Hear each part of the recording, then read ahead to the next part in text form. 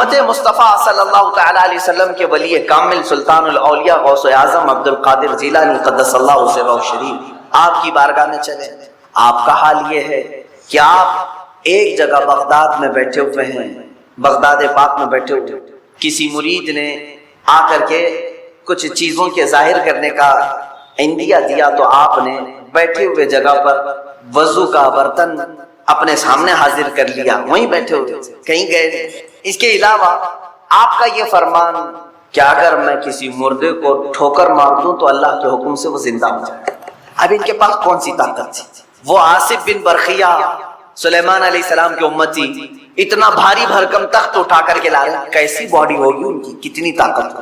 یہاں شیخ عبد القادر جیلانی قدس اللہ سرہ شریف مردے کو ٹھوکر مارے تو وہ زندہ ہو جائے. کتنی طاقت ہے آپ کے اندر. طاقت کیسی تھی ان کی میں آپ کو بتاؤں. حلیہ اگر پڑھیں گے غوث پاک رضی اللہ تعالیٰ عنہ کا، نہایت ہی دبلے پتلے تھے غوث پاک، کثرت عبادت کی وجہ سے گردن کی ہڈیاں دکھتی تھی. غوث پاک رضی اللہ تعالیٰ نحیف تھے، یعنی موٹا بدن نہیں تھا، دبلا بدن. سرکار غوث پاک رضی اللہ تعالیٰ عنہ کبھی کبھار تو ایسا ہوتا کہ کثرت بھوک کی وجہ سے غش کھا کر گر جاتے. یہ جسمانی طاقت کی بات کر رہا ہوں. تو پھر ایسے کمزوری ہے اگر جسم کے اندر، ایسا نحیف شخص ہے کوئی اور وہ اتنا بڑا کام کر کے دکھائے کہ ٹھوکر مارے تو مردہ زندہ ہو، یہ کون سی طاقت ہے؟ سمجھ میں آیا کہ میرے عزیزوں ساری طاقتیں جسم کی نہیں ہوتی، کچھ طاقت روح کی بھی ہوتی ہے. ان اولیاء کاملین کے پاس جو طاقت و قوت تھی وہ روحانی پاور تھا، اس کو ان لوگوں نے اتنا بلند کر رکھا تھا کہ جسم کے طاقت کی کبھی انہیں ضرورت بھی نہیں پیش آتی. آج اس طاقت کی طرف آؤ، مہینے میں ایک مرتبہ، ہفتے میں ایک مرتبہ، بلکہ ہونا یہ چاہیے کہ جس طرح میرا مولا کنٹینیو ہمیں انعامات و اکرامات کی بارشیں فرما رہا ہے، روز ہم اس کا ذکر کریں. ذکر کے الگ الگ طریقے ہیں. ایک تو اجتماعی طور پر ہم یاد کرتے ہیں، ایک ہوتا ہے تنہائی میں بیٹھ کر کے آپ اسے یاد کریں. اللہ تبارک و تعالی ہر ذکر کو قبول کرے. رات کے وقت بستر پہ چلے گئے تو بغیر ذکر الہی کے نہ سوئے. ذکر کا مطلب ضروری نہیں کہ 100 مرتبہ یہ چیز وہ چیز کرنا چاہیے. اللہ رب العزت کو جس حالت میں بھی یاد کرو گے اس کو ذکر الہی کہتے ہیں. ذکر الہی اس کا اثر کیا ہوگا جانتے ہیں آپ؟ اس کا اثر یہ ہے، اللہ اکبر. آیت میں پڑھتا ہوں، اس کا مطلب آپ کو سمجھ میں آ جائے گا. اللہ نے فرمایا فَاذْكُرُونِي أَذْكُرْكُمْ وَاشْكُرُوا لِي وَلَا تَكْفُرُونَ. تم میرا ذکر کرو میں تمہیں یاد کروں گا، اور تم میرا شکر کرو، ناشکری نہ کرو. ایک ہی جملے پر توجہ دے. اللہ نے کیا فرمایا؟ فَاذْكُرُونِي أَذْكُرْكُمْ. یہ دوسرے پارے کی آیت ہے، تم میرا ذکر کرو میں تمہیں یاد کروں گا. اللہ تو کیسے یاد کرے گا؟ بندوں کو کیسے یاد کرے گا؟ یہ سب سے بڑا پوائنٹ ہے، سب سے بڑا انعام ہے. اللہ جس بندے کو یاد رکھ لے پھر اس کا کچھ بھی نہیں ہونے والا ہے. اللہ جس بندے کو یاد، کب وہ یاد رکھتا ہے، کب یاد کرتا ہے جانتے ہیں؟ جب تم ذکر کرتے کرتے پوری عمر بتا گئے. جوان تھے تب بھی ذکر کرتے تھے، بڑھاپے میں بھی اللہ کا ذکر کرتے، اللہ اللہ اللہ کرتے رہے، لا الہ الا اللہ کرتے رہے، اسے یا حی یا قیوم بیٹھتے اٹھتے پکارتے رہے. ایک وقت ایسا آتا ہے کہ جب تم بستر پر چلے گئے اور تمہاری زبان بند ہو گئی، تمہاری زبان بند ہو گئی، اب تمہارے اندر بولنے کی طاقت نہیں. اب اس کے بعد تمہارے دل کو بولنے کا حکم دیتا ہے، یہی اللہ کی یاد ہے. جب تم چپ ہو جاؤ گے پھر اللہ تمہیں یاد کرے گا. اور پھر میں نے ایک بزرگ کے متعلق پڑھا، ان سے ان کے مرید نے پوچھا کہ اللہ ہمیں کیسے یاد کرے گا؟ انہوں نے کہا تو یہاں یاد کر، جب تجھے قبر میں رکھ کر کے سارے چھوڑ جائیں گے وہ تنہا تجھے یاد رکھے گا. جہاں تجھے ضرورت ہے وہ وہاں یاد کرے گا. تو یہاں آج یاد کر لے اسے، آج اس کا ذکر کر لے، وہ تجھے تنہا کبھی نہیں چھوڑے. میرے عزیزوں ذکر کی ان مجالس سے ہم کتنے دور ہو چکے ہیں. اولیاء اکرام کی جو روایات تھیں ان سے ہم کتنے دور آ گئے. آج ہمارے دل بیمار ہیں، روح بیمار ہیں، اس کا کبھی علاج کرانے کے لیے ہم کوشش بھی نہیں کرتے. میں چاہتا ہوں کہ آج ان اذکار کی طرف ہم جائیں جو اولیاء اکرام سے منقول ہیں. بزرگان دین نے یہ اذکار کیے ہیں جس کے بعد انہوں نے اپنے مریدین کو خاطر خواہ نتائج بھی عطا کیے ہیں. مثال کے طور پر سب سے پہلے ہم ادب سے کھڑے ہوتے ہیں. کھڑے ہونے کے بعد میں آج طریقہ آپ کے سامنے پیش کر رہا ہوں. دائرے میں حلقے میں کھڑے ہوتے ہیں، ایک کا دوسرے سے ہاتھ ملا ہوا ہو. اس کی وجہ کیا ہے؟ اس کی وجہ یہ ہے کہ ہو سکتا ہے کہ میں نکما ہوں، میں کمینہ ہوں، میں بد اخلاق ہوں، لیکن مجلس میں اللہ کو کسی نہ کسی کا ذکر پسند آتا ہے. 40 مومنین اگر جمع ہو تو وہاں اللہ کا ایک مقبول بندہ ہوتا، ایک مقبول ضرور ہوگا۔ جب ہمارے ہاتھ ایک دوسرے سے ملے ہوں، اس مقبول بندے کے اثر سے اللہ سب کے ذکر کو قبول کرے گا۔ جڑا ہوا ہے نا ایک دوسرے سے۔ دوسری چیز اس کے آداب ہے۔ اس کے آداب میں یہ ہے کہ جب ذکر کے لیے حاضر ہوں تو میں بتاؤں گا، سارے وسوسوں سے اور سارے خیالات سے اپنے دماغ کو، اپنے دل کو آزاد کرنا چاہیے۔ صرف تصور یہ ہونی چاہیے کہ میں اکیلا ہوں اور میرا مولا میرے ساتھ۔ جب میری پیشی ہوگی اللہ کی بارگاہ میں کیسے کھڑا رہوں گا، اللہ جب مجھ سے حساب کتاب لے رہا ہوگا میں کس طرح کھڑا ہوں، بس یہ تصور کر کے اس کی بارگاہ میں ذکر کے لیے کھڑا ہوں۔ اس کے بعد دیکھو تمہارے جسم کے اندر جو کیفیت آئے گی وہ نہایت تبدیل کرنے والی کیفیت ہے۔ تمہارا دل خود بخود رونا شروع کرے گا جب تم اپنے دل کی طرف توجہ کرو گے۔ ایک بات یہ بھی یاد رکھیں گے، اللہ رب العزت کو یاد کرنے کے بعد بندے کی آنکھوں سے آنسو آنے چاہیے۔ کیوں؟ اس سے بھی پتہ چلتا ہے کہ زمین نرم ہے یا سخت ہے۔ روڈ پہ بارش ہو تو کوئی پودا نہیں ہوتا، 10 سال بھی بارش ہو پودا نہیں ہوتا۔ نرم زمین پر ایک دن بارش ہو دوسرے دن گھاس نکل آتی۔ کیوں؟ بارش کا کیا قصور ہے؟ بارش ایک ہی ہے برسنے والی، وہ نرم زمین پہ بھی وہی بارش برس رہی ہے، روڈ پر بھی وہی برس رہی ہے، لیکن دونوں جگہ اثر الگ الگ کر رہی ہے۔ اسی طرح میرے عزیزو ذکر الہی کی یہ بارش ہے، قرآن کریم کی تلاوت بارش ہے، یہ جب تمہارے دل پر برستی ہے، نرم زمین ہوگی تو فوراً آنسو نکل آتے ہیں۔ سخت اور بنجر دل ہو جائے تو وسوسے خیالات ادھر ادھر آدمی کو دوڑاتے رہتے ہیں، کبھی نیند آئی، کبھی بغا سے آئے، جمائیاں آئیں، یہ تمام چیزیں ہوتی رہتی ہیں، اس کا دل حاضر نہیں رہتا۔ اسے چاہیے کہ کنٹینیو پھر اپنے دل کا علاج کرے، زیادہ سے زیادہ ذکر کی مجلس میں شرکت کی کوشش کرے اور خود اپنے طور پر ذکر کو بجا لاتا رہے۔ یہ میں آداب آپ کو بتا رہا ہوں۔ اس کے علاوہ میں کھڑے ہونے کے بعد انشاءاللہ آپ کو عرض کروں گا، اولیاء کاملین میں سے سلطان مخدوم اشرف سمنانی رحمۃ اللہ تعالی علیہ کے اذکار ہیں۔ حضرت سلطان باہو رحمۃ اللہ تعالی جو ہر لفظ پر ہو کہتے تھے، ان کے نعتیہ کلام ہے، ان کے حمد کے پوری کتاب ہے، ایک شعر بھی ایسا نہیں ہے جس میں آخر کا حرف ہو نہ ہو۔ ہر شعر ختم ہوتا ہے لفظ ہو پر، جس کا مطلب ہوتا ہے صرف وہی ہے اور کوئی نہیں، صرف وہی ہے اور کوئی نہیں۔ ان کے ہو کی طاقت اتنی تھی کہ سلطان باہو کے والد پر پابندیاں لگا دی گئی تھیں، غیر مسلموں نے پابندیاں لگائی تھی کہ تمہارے بیٹے کو باہر بازار میں مت چھوڑنا۔ کیوں جانتے ہیں؟ جب یہ بازار پر نکلتے، جس راستے سے جاتے، لوگ جو دیکھتے وہ کلمہ طیبہ پڑھتے تھے۔ سلطان باہو کے ہو کے ذکر کی بڑی برکت ہے۔ اسی طرح حضرت سیدنا ابو الحسن شاذلی رحمۃ اللہ، یہ مصر کے وہ غوث ہیں، وہ وہاں کے یوں سمجھ لیں کہ بر اعظم افریقہ کے وہ غوث ہیں، حضرت سیدنا ابو الحسن شاذلی رحمۃ اللہ۔ حضرت شرف الدین بوصیری جن کا قصیدہ بردہ مشہور ہے، مولایا صلی وسلم، ان کے پیر و مرشد کی بات کر رہا ہوں، امام بوصیری کے پیر و مرشد ابو الحسن شاذلی رحمۃ اللہ تعالی علیہ، یہ مصر میں آرام فرما ہے۔ ان کے اذکار ہے، حضور پاک صلی اللہ تعالی علیہ وسلم کی ولادت باسعادت 12 ربیع الاول شریف کو ہوئی۔ اصح روایات اور ارجح روایات کے مطابق ہر سال حضور کی ولادت کی خوشی ہم 12 ربیع الاول کو ہی منائیں گے، اگرچہ کسی اور کی طرف سے، ڈپارٹمنٹ کی طرف سے یا پولیس والوں کی طرف سے جلوس کسی اور بھی دن نکلتا ہو، 12 ربیع الاول کو 12ویں ہی ہوگی۔ حضور پاک صلی اللہ تعالی علیہ وسلم کی ولادت 12 ربیع الاول شریف کو ہوئی اور یہ قیامت تک ڈیٹ بدلی نہیں جائے گی انشاءاللہ۔ اور جو قرآن و حدیث کی بات میں عرض کر رہا ہوں، سب سے بڑی بات تو یہ ہے، آپ رسول پاک صلی اللہ علیہ وسلم کو خدا سمجھتے ہیں یا خدا کا رسول سمجھتے ہیں؟ خدا کا رسول سمجھتے ہیں تو پھر میلاد مناؤ، اس لیے کہ خدا کی میلاد نہیں ہو سکتی، خدا کی میلاد نہیں ہو سکتی، کیونکہ اللہ کے بارے میں عقیدہ کیا ہے ہمارا؟ لم یلد ولم یولد، وہ نہ کسی سے پیدا ہوا نہ اس سے کوئی پیدا ہوگا۔ اللہ کسی سے پیدا نہیں ہوا اور اللہ کے پیدا ہونے کی کوئی تاریخ نہیں بنائی جا سکتی، اس کی میلاد نہیں ہو سکتی۔ اور رسول پیدا ہوئے ہیں 12 ربیع الاول شریف کو، آپ کی ماں بھی ہیں اور آپ کے باپ بھی ہیں، اور آپ سے بھی بچے پیدا ہوئے حضور پاک صلی اللہ علیہ وسلم سے۔ تو ہم پوری دنیا میں حضور کی میلاد منا کر کے شرک کو توڑنے والا عمل کرتے ہیں، شرک کو توڑنے والا عمل کرتے ہیں. کوئی ہماری طرف جو شرک کا فتویٰ دیتا ہے اسے کان کھول کر سن لینا چاہیے. میلاد منا کر ہم بتاتے ہیں ہم محمد عربی صلی اللہ علیہ وسلم کو خدا نہیں سمجھتے بلکہ خدا کا رسول سمجھتے ہیں. اگر خدا سمجھتے یا خدا کے برابر سمجھتے تو حضور کی میلاد کبھی نہیں مناتے. کیونکہ اللہ کی میلاد نہیں منائی جاتی تو ہم رسول کی بھی میلاد نہیں مناتے. دونوں کو اگر برابر سمجھتے نہیں. ہم سنیوں کا عقیدہ یہ ہے, میں مانتا ہوں اے عقل والو میرا محمد خدا نہیں ہے مگر دلوں میں یہ نقش کر لو کہ وہ خدا سے جدا نہیں ہے. یہ ہمارا ہے.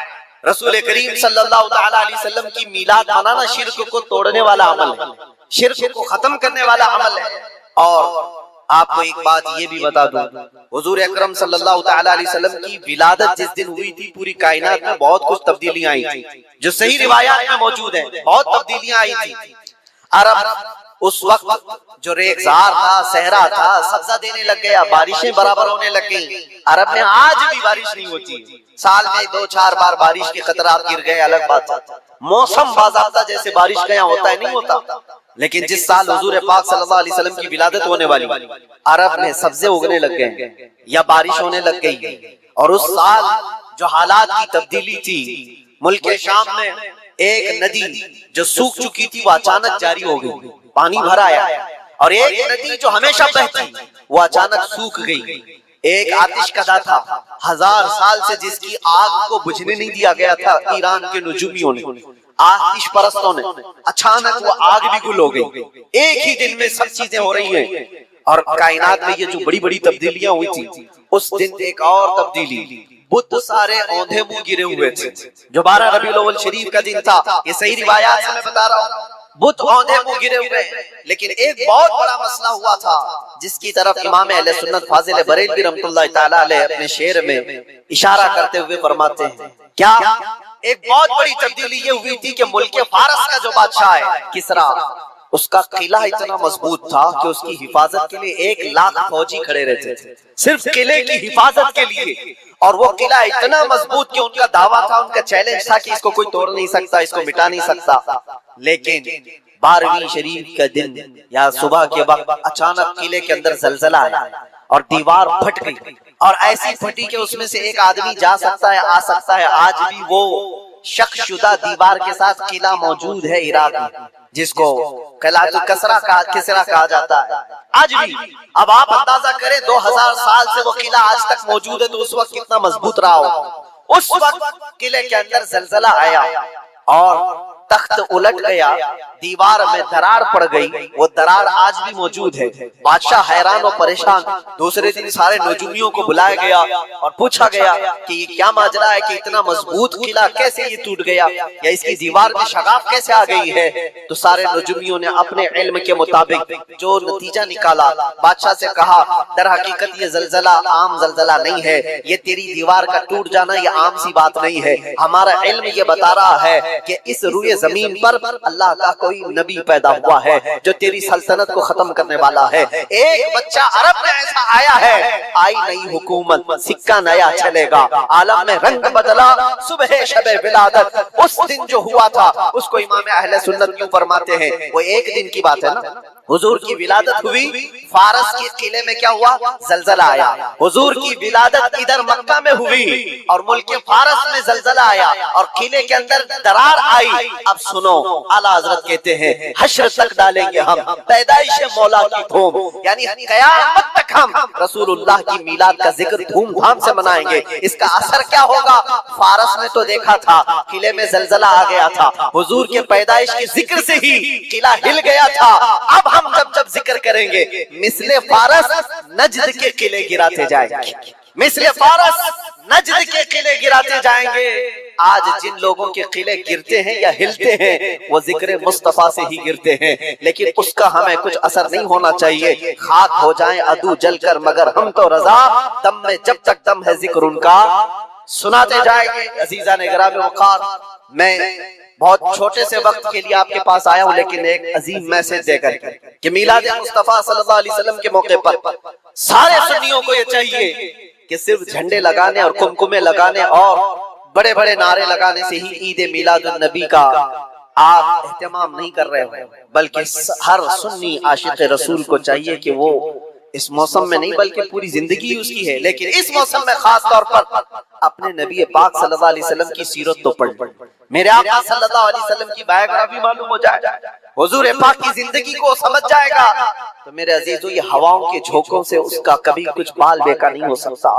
جو نبی پاک صلی اللہ علیہ وسلم کو پڑھا ہوا ہے وہ طوفانوں اور آندھیوں میں اپنا مذہب نہیں بدل سکتا، وہ لوگوں کی لالچ پر اپنا دین کا سودا نہیں کر سکتا۔ یہ وہی لوگ ہیں جو دین کے سودا کرتے ہیں جنہوں نے اپنے نبی کو نہیں پڑھا۔ حضور پاک صلی اللہ علیہ وسلم کو جن آنکھوں نے ایک بار دیکھا ہے وہ صحابہ کی زندگی تو دیکھ لیں، ان کو کھولتے ہوئے تیل میں بھی ڈال دیا گیا، مگر دامن مصطفیٰ سے ہاتھ ہٹانا تو دور کی بات ہے، زبان پر لفظ لانا بھی انہوں نے کبھی گوارا نہیں کیا ہے۔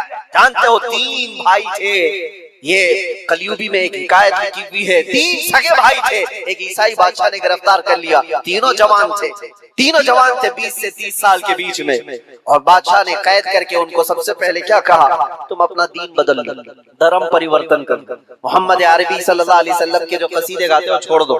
لیکن دیکھو یاد رکھو، اس میں سے جب بادشاہ نے یہ بات رکھی تو انہوں نے کہا نہیں، ہمارا دین اتنا سستا نہیں ہے کہ ہم تمہاری قید میں آتے ہی بدل ڈالے۔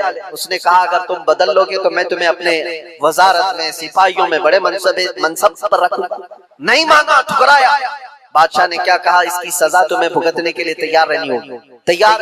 بہت بڑے ایک کڑھائی میں تیل کو لا کر کھولتے ہوئے تیل میں اس میں سے سب سے بڑے بھائی کو ڈالنے کا حکم دیا۔ بادشاہ نے جیسے حکم دیا جلاد آیا اور ان 3 بھائیوں میں سے ایک کو اٹھایا اور کھولتے ہوئے تیل میں ڈال دیا۔ اندازہ کرو موم بتی پر اگر تمہاری انگلی بھی لگ جائے نا تو چمڑی جل کر کے نکل آئے، اور پتہ نہیں کتنے دن تک اس کی جلن آپ کو ہوتی رہے، لیکن ایک پکتے ہوئے تیل میں ڈالا جا رہا ہے، ڈال دیا، جسم پورا چرمرا گیا۔ تھوڑی دیر گزری، 2 بھائی اور موجود، دوسرے کو بلایا، دیکھا تمہارے بھائی کا حشر کیا ہوا ہے، تم اگر بادشاہ کی پیشکش کو قبول کر لو تو شاید تمہاری جان بچ سکتی ہے۔ دوسرے نے مسکرایا اور کہا وہی شاید ان کی ہی زبان تھی جو بریلی سے یوں آتی ہے، زندگی یہ نہیں کسی کی کسی کے لیے، زندگی ہے نبی کی نبی کے لیے۔ میرے بڑے بھائی کو چلانے کے بعد اب تو تم نے اور بھی مشکل کر دیا ہے فیصلہ، میں اس بات کے لیے تیار ہوں کہ اس سے بڑے تیل میں بھی مجھے ڈالا جائے، لیکن زبان پر میرے مصطفیٰ کے دامن کو چھوڑنے والی بات کبھی نہیں لا سکتا۔ دوسرے بھائی کو بھی اٹھایا گیا اور کھولتے ہوئے تیل میں ڈال دیا۔ 2 بھائیوں کی شہادت ہو گئی جگہ پر ہی۔ وہ تیل میں ڈالنا زبان پہ الفاظ ہو سکتا ہے، آسانی سے ہم بول رہے ہیں اور آپ آسانی سے سن رہے ہیں، پریکٹیکل جس کے ساتھ ہوگا وہ اندازہ کر سکتا ہے درد اور کرب کس کو کہتے ہیں، شدت کی تکالیف کس کو کہتے ہیں۔ میرے عزیزو، تیسرا جو نوجوان تھا وہ بہت ہی کم عمر کا تھا، 22 سے 23 سال کا ہوگا۔ بادشاہ کا جو وزیر وہاں پر تھا اس نے دیکھ کر کے بادشاہ سے کہا اس لڑکے کو میرے حوالے کر دیجیے، میں اس کو بدل کر کے لاؤں گا، میرا چیلنج ہے۔ کیوں جان اس کی بھی لے لیں گے، میں اس کو بدل کر کے لاؤں گا۔ اتنے مضبوط لوگ کیسے ہو سکتے ہیں عرب کے کہ کھولتے ہوئے تیل میں ان کے بھائیوں کو ڈالا گیا تب بھی یہ بدل نہیں رہے۔ 2 کو مرتے ہوئے، ارے یہاں ایک کو ڈنڈا پڑتے ہوئے دیکھ کر سارے بھاگ جائیں اور یہ 2 کو جلتے ہوئے دیکھ کر کے بھی ٹس سے مس نہیں ہوتے۔ کیسا عقیدہ ہے، کیسا تسلب ہے ان کا۔ بادشاہ نے کہا کس بات پر تمہیں یقین ہے کہ اس کو تم بدل لاؤ؟ اس نے کہا مجھے بھروسہ ہے، آپ مجھے دیجیے 1 مہینے کا ٹائم، اس کو بدل کر نہ لاؤ تو پھر مجھے آپ جو سزا دے۔ بادشاہ نے کہا ٹھیک ہے لے جاؤ۔ تیسرے کو کھولتے ہوئے تیل میں ڈالنے کی بجائے بادشاہ نے اپنے وزیر کے حوالے کر دیا۔ اور دنیا دیکھو میرے عزیزو، یاد رکھو عاشقان مصطفیٰ سے 2 امتحان ہر زمانے میں ہوتے رہیں گے، آج بھی ہو رہے ہیں اور ہوتے رہیں گے۔ پہلا امتحان موت سے ڈرا کر کے تمہارا دین چھین لیا جائے گا، موت سے ڈرا کر کے یہ ہو جائے گا وہ ہو جائے گا، تمہیں یہ کر دیا جائے گا وہ کر دیا جائے گا۔ موت کا ڈر، خوف تمہارے قدموں میں ڈگمگاہٹ لانے کے لیے لایا جاتا ہے۔ اگر موت سے نہیں ڈرتا کوئی آدمی تو اس کے ساتھ دوسرا پینترا کیا کھیلا جاتا ہے؟ یہ دنیا کا دستور ہے ہمیشہ سے، جب دیکھتی ہے دنیا کے یہ موت سے ڈرتا نہیں ہے تو پھر اس کو عورت اور دولت کی لالچ سے خریدنے کی کوشش کی جاتی ہے۔ یہ 2 چیزیں ایسی ہیں جو اچھے اچھوں کا سودا کر جاتی ہیں۔ بہتوں نے اپنا ایمان صرف شباب پر بیچ دیا ہے، حسن و شباب کو دیکھ کر کے، عورتوں کے دل دادا ہوئے یا دولت کے دل فریب ہو گئے اور انہوں نے اپنا دین کا سودا کر لیا ہے۔ نوجوانوں یاد رکھو تمہاری زندگی میں اگر یہ 2 امتحانوں میں سے کوئی امتحان آئے تو اپنے نبی پاک کو یاد کر لینا، حضور کو یاد کر لینا، اور اللہ کے نبی صلی اللہ علیہ وسلم کی بارگاہ میں یہ استغاثہ کر لینا کہ میرے آقا بڑا سخت اور کٹھن وقت آیا ہے، دنیا موت سے ڈرا کر کے کبھی میرا ایمان چھیننے کی کوشش کر رہی ہے، اگر اس سے میں نہیں ڈگمگایا تو دنیا مجھے حسن و شباب کی لالچ دے کر کے اپنی طرف لینا چاہتی ہے۔ اب اس وزیر نے کیا کیا، اس چھوٹے سے نوجوان لڑکے کو اپنے گھر لے گیا، اور اس کی بیٹی تھی جو نہایت حسین و جمیل، بہت خوبصورت لڑکی اس وزیر کی تھی، اپنی بیٹی کو بلایا اور کہا بیٹی تیرے لیے ایک کام دیتا ہوں، 1 مہینہ ہم کو ملا ہے، اس نوجوان کو اپنی محبت میں اپنے حسن و جمال میں لے کر کے آجا، بادشاہ سلامت سے جو انعام چاہے تجھے لا کر کے دے دو۔ اپنی لڑکیاں عاشقان مصطفیٰ کو خریدنے کے لیے کل بھی بھیجے جاتے تھے، آج بھی بھیجے جا رہے ہیں۔ ہو سکتا ہے بہت ساری جگہوں پر جو ہمارے لوگ مرتد ہوتے جا رہے ہیں، وہ جو بچیاں آج اپنے دین و ایمان کا سودا کر کے بھاگتی ہیں کسی غیر کے ساتھ، اور کہیں جا کر کے شادیاں رچاتی، وہ یہ سمجھتی ہیں کہ یہ کامن سی بات ہے، وہ دین بیچنے والے لوگ ہیں، ان کا حصہ دین اسلام میں کچھ نہیں۔ کل قیامت کے دن دیکھنا تم نے اپنے نفس کی خاطر ایک غیر مسلم کے ساتھ آ کر کے نکاح کیا، چاہے وہ بیٹی ہو کہ بیٹا ہو، اپنے دین سے سودا کیا ہے اور غداری کی ہے، کل قیامت کے دن منہ تو اللہ کو دکھانا ہے، حضور کی شفاعت کے بغیر تو کچھ ہونا نہیں ہے۔ دیکھنا حشر میں جو حضور پاک صلی اللہ تعالیٰ علیہ وسلم کے ساتھ تم کھڑے رہو گے کہ ہم کھڑے رہیں گے، وہ وقت آنے والا ہے۔ اس نوجوان کے ساتھ کیا ہوا، وزیر نے اپنی بیٹی تو لگا دی، اللہ کی پناہ میرے عزیزو، حضور پاک کا عشق کا ایک قطرہ بھی جس کے دل میں آتا ہے، ایسی چیزیں اس کے پاؤں کو نہیں ڈگمگاتی، نہ کبھی اس کا ایمان خرید سکتی ہیں، نہ اس کے دین کا سودا کر سکتی ہیں۔ وہ لڑکی روزانہ آتی، رات